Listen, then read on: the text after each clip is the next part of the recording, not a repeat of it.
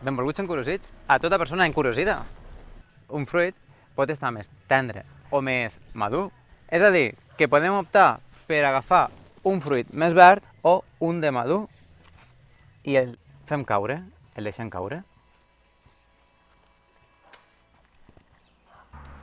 La caiguda del fruit equival a la caiguda de la preposició i el manteniment de la preposició equival al manteniment del fruit a l'arbre.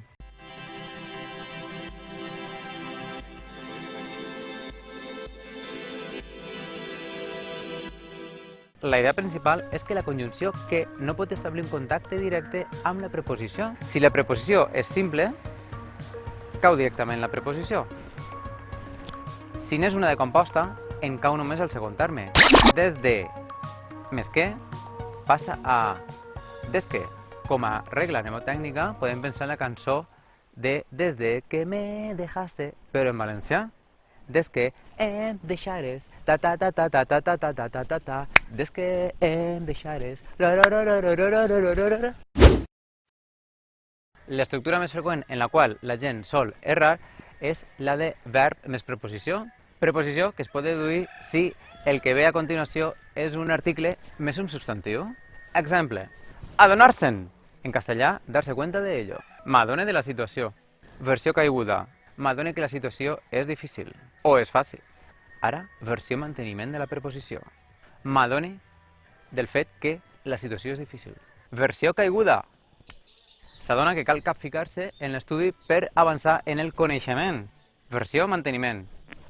S'adona del fet que cal capficar-se en l'estudi per avançar en el coneixement. Està d'acord amb alguna cosa? Està d'acord que es faça. O manteniment. Estar d'acord amb el fet que es faça.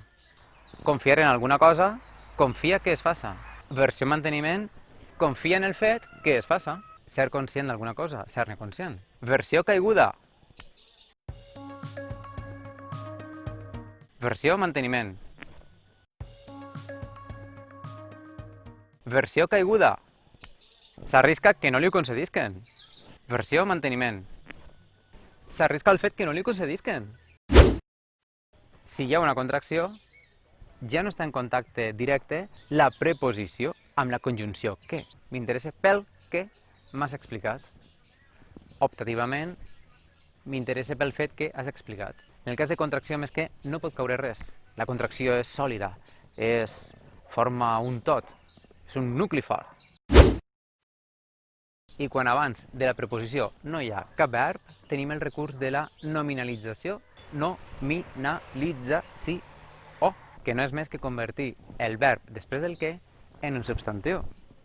Sol·licita-ho abans que s'acabe el termini. Això, nominalitzat, queda sol·licita-ho abans de l'acabament del termini. És a dir, que s'acabe passa a de l'acabament. Abans que s'acabe, abans de l'acabament del termini. Que ensopit o ensopida, què és, no? Que soso o sosa, vol dir, en castellà. Els abdominals oblics, la paraula oblic, equival